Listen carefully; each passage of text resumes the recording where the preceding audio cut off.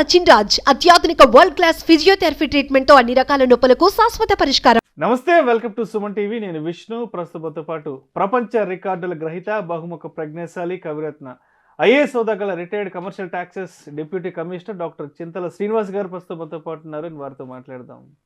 జై శ్రీరామ్ సార్. జై Sriram Vishnu sir. Doctor Chintala Srinivas గారు, ప్లీజ్. యావత్ భారతావని మొత్తం, యావత్ ప్రపంచం మొత్తం అయోధ్య రాముడి రాక కోసం ఎదురు చూస్తుంది. జనవరి 22న అయోధ్యలో రాముడి విగ్రహానికి ప్రాణ ప్రతిష్ఠ జరగబోతుంది. మరి అయోధ్య రామ మందిరానికి సంబంధించినటువంటి మరిన్ని అద్భుతమైన విశేషాలను మీ ద్వారా నేను తెలుసుకుందాం అనుకుంటున్నాను. అండ్ మన సుమన్ టీవీ ప్రేక్షకులకు కూడా తెలియచేద్దాం అనుకుంటున్నాను. విష్ణు, నిజమే. జనవరి 22 మధ్యాహ్నం 12:20 రామ్ లల్లా అంటే బాలరాముడి విగ్రహానికి ప్రాణ ప్రతిష్ఠ చేసేటువంటి హిస్టారికల్ ఈవెంట్. దానికై వీక్షించడానికి ప్రపంచవ్యాప్తంగా కోటాను కోట్ల హిందువులు, రామభక్తులు వేచి చూస్తున్నటువంటిది నిజం. విష్ణు త్రేతాయుగం నాటి శ్రీరామచంద్రుడు విశ్వానికే ఒక ఆదర్శమూర్తి, పురుషోత్తముడు. విగ్రహాన్ రామ ధర్మము అనేటువంటి ఒక సూత్ర ప్రకారంగా ధర్మానికి నిలువెత్తు సాక్ష్యమే శ్రీరామచంద్రుడు. సరయు నది ఒడ్డున అయోధ్య నగరంలో మనం అనుకున్న జనవరి 22వ తారీఖు నాడు బాలరాముడి ప్రతిష్ఠ, ప్రాణ ప్రతిష్ఠ జరుగుతుంది. విష్ణు, అసలు విశేషాలు ఏంటి ఈ మందిరానికి? రాజస్థాన్ బాలాపురి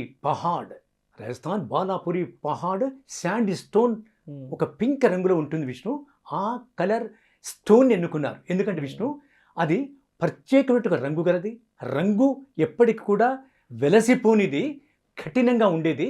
రామ మందిరము మినిమం అంటే కనీసం 1000 సంవత్సరాలైనా భూకంపాలకు తట్టుకొని శీత వాతాప శక్తులను కూడా ఎదుర్కొని ఉండడానికి కడుతున్నారు విష్ణు. అయితే విష్ణు 500 సంవత్సరాల నుండి లీగల్గా అంటే న్యాయబద్ధంగా పోట్లాడి సాధించుకున్నటువంటి ఒక అత్యద్భుతమైనటువంటి ఆలయమే రామ జన్మభూమి ఆలయం. విష్ణు, ఈ ప్రత్యేకమైనటువంటి గుడి అష్టకోణాకృతిలో ఉంటుంది. విష్ణు, అష్టకోణం అంటే 8 యాంగిల్స్తో ఉంటుంది. ప్రత్యేక ఒక స్టార్ షేప్లో ఉంటుంది. అతి ముఖ్యంగా 3 అంతస్తులతో ఈ రామమందిర నిర్మాణం జరుగుతుంది. విష్ణు, రామమందిర నిర్మాణము సుప్రీంకోర్టు జడ్జిమెంట్ దాన్ని ఆధారం చేసుకొని ప్రధానమంత్రి నరేంద్ర మోడీ గారి ఆధ్వర్యంలో వారే ప్రారంభం చేస్తున్నట్టుగా ఈ మందిరము ప్రపంచములో ఒక గొప్ప కళాఖండాల్లో ఒక ఇంజనీరింగ్ మార్వెల్. విష్ణు, అలాగే భారతదేశంలోని అన్ని ఆలయాల కంటే కూడా లార్జెస్ట్ అంటే అది చాలా పెద్దది, విశాలమైనది కూడా.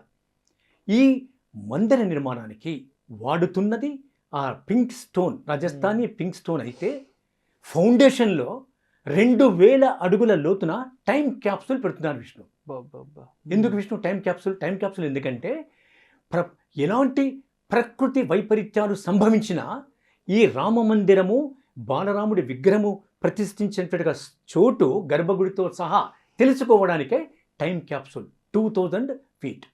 ఇంకొక అతి ముఖ్యమైన విశేషము ఏమిటంటే విష్ణు, ఈ మందిరం యొక్క కొలతలు చూస్తే 360 degrees నుంచి చూసినా కనబడుతుంది.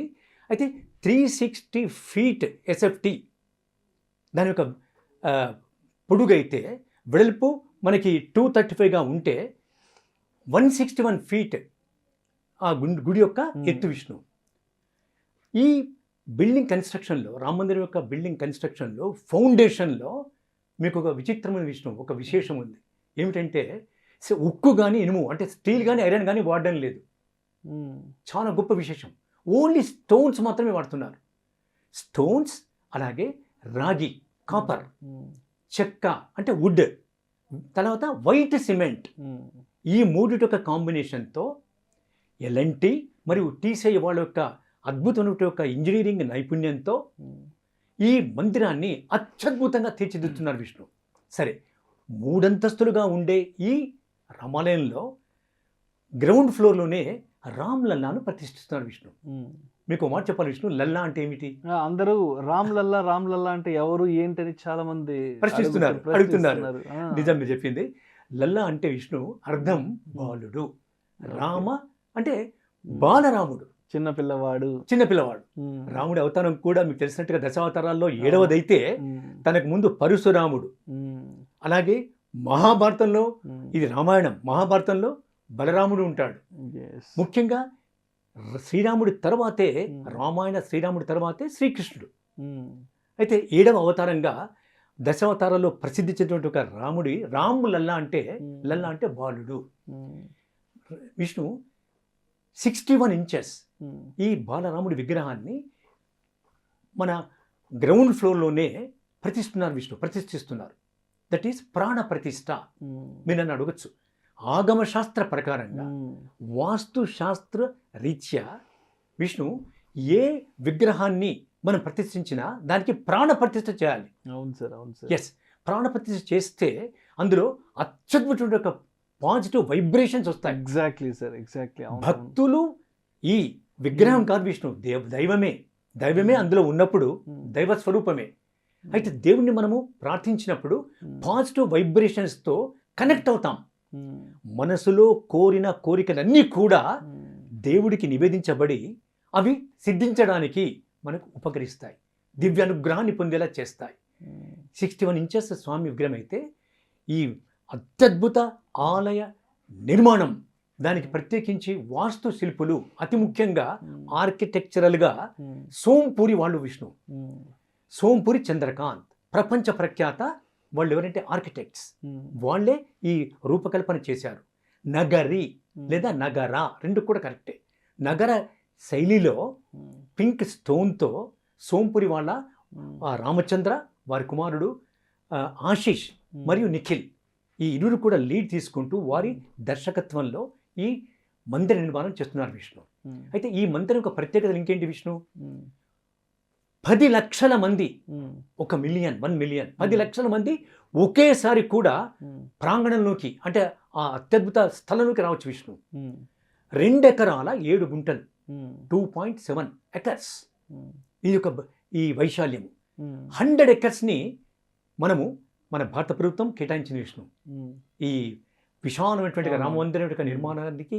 అలాగే క్షేత్ర యొక్క శ్రీ రామజన్మభూమి తీర్థ క్షేత్ర ట్రస్ట్ వారి యొక్క ఆధ్వర్యంలో అత్యద్భుతంగా అన్ని పనుల్ని చకచకా చేస్తూ 22 జనవరి నాడు ప్రారంభోత్సవానికి, మీకు తెలుసా విష్ణు, సుమారుగా 100 దేశాల నుండి విశిష్ట అతిథులు వస్తున్నారు. 7,000 మంది ముఖ్య అతిథులు విశిష్ట అతిథులు ప్రపంచవ్యాప్తంగా వస్తున్నట్టుగా ఈ శుభ సందర్భంలో మందిరము సంపూర్ణమైనటువంటి ఒక స్థితికి వచ్చేటువంటి శుభ సందర్భంలో నిజంగా అందరికీ కూడా మాదానందమే విష్ణు. అతి ముఖ్యమైన విషయం ఏమిటంటే ఈ రాము లల్లాని గ్రౌండ్ ఫ్లోర్లో ప్రాణ ప్రతిష్ఠ చేసేటువంటి ఒక సందర్భంలో అనేక ఆగమ శాస్త్ర రీత్యా ప్రత్యేక పూజలు చేస్తున్నారు. నిజానికి ఆల్రెడీ రిచువల్స్ ప్రారంభమైపోయాయి. అవునవును. అగరబత్తి కొన్ని 10 టన్నుల పైనే ఒక అగరబత్తి ఒక భక్తుడు సమర్పించుకుంటూ ఉంటే కొన్ని వింతలు జరిగాయి విష్ణు. ఈ రామందిరం ఈ పూర్తి శుభ సందర్భంలోనే, కన్స్ట్రక్షన్ యొక్క పరిస్థితుల్లోనే మీకు తెలుసు విష్ణు, జటాయువు రామాయణంలో రావణుడు లక్ష్మణ రేఖ గీసినా కానీ పంచవటిలో సీతమ్మ తల్లిని ఆ లక్ష్మణ రేఖ దాటి రాకూడదు అనేటువంటి ఒక ప్రత్యేకించి విషయం అమ్మవారికి సిద్ధమ్మవారికి చెప్పినప్పుడు రావణుడు ఇదే అదునని బంగారు జింకను సృష్టించి మారీచుడితో, అది తెలిసిన విషయమే, అపహరించుకోవడం ఎంతో పోరాడుతుంది అమ్మవారిని కాపాడడానికి పోరాడుతుంది విష్ణు.